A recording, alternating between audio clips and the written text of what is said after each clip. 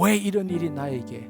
라는 이 문제는 어떤 면에서 볼 때, 하나님 입장에서 볼 때는 언제까지 이런 문제들이 계속 일어나게 될까요? 그것은 하나님께서 주신 나의 나됨은 오직 하나님의 은혜라는 이 선물을 온전히 받아들이고 누릴 때까지 문제는 계속될 겁니다. 사는 가운데 문제가 일어나지 않는다는 것은 그 뜻은 아닙니다. 단지 문제가 더 이상 문제가 되지 않게 되는 것입니다. 나에게 일어난 이유를 알 수 없는 일들은 어떤 면에서 볼 때는 나로 하여금 거짓자로부터 벗어나 자유와 해방을 누리기 위한 표시일 뿐입니다.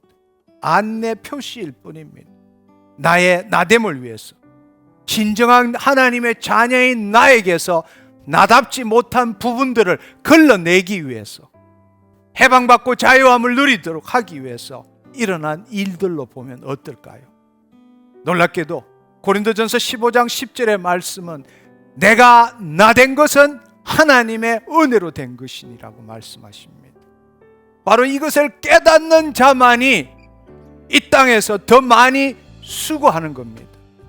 그렇지만 그 수고는 주를 나타내는 그 삶에 수고하며 사는 것입니다. 세상 나라에서, 세상 신의 통치하에서, 거짓자와 세상의 관계에서 우리가 시프트해서 하나님 나라에서, 하나님의 통치하에서 그리스도 안에 있는 나와 내 마음의 관계로 바꾸는 것입니다. 바로 그 가운데 여기서 이렇게 나아가도록 하는 것이 바로 우리가 이유도 알 수 없는 일들인 겁니다. 고통인 것입니다.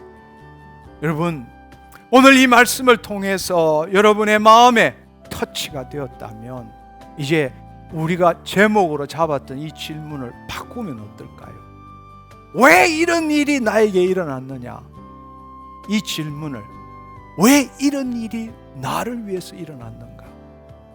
세상 사람들은 왜 이런 일이 나에게 일어났는가? 그 이유를 찾기 위해서 끝까지 거짓자를 유지시키고 자기 의로 살아가지만 왜 이런 일이 나를 위해서 일어났는가로 거꾸로 생각해 본다면 우리는 그것을 통해서 하나님 나라로 침노할 수 있게 되고, 나의 최선이 아니라 내 안에 계신 하나님의 최선이 나를 통해서 나타나는 삶을 살 수 있지 않겠습니까? 그리고 또 한편으로 생각하면, 만약 내일이 나의 마지막이라면 왜 이런 일이 나에게 일어났는가? 그 질문에 묶이겠습니까? 내가 누구일까? 죽으면 어떻게 될까? 진정으로 내가 부활할까? 좀 더 본질적인 문제, 내 존재에 대한 질문, 내 존재에 대한 답이 더 중요하지 않겠습니까? 분명한 사실은 지금 현실이 바뀌는 건 아닙니다. 지금 내가 받는 이 육체의 고통, 이것이 바뀌는 거나 이 일어난 이 상황이 다시금 완전히 사라지거나, 아니요, 그렇지는 않습니다.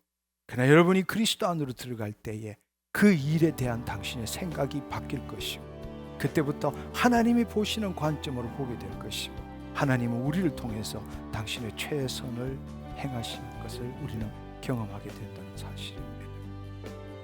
할렐루야.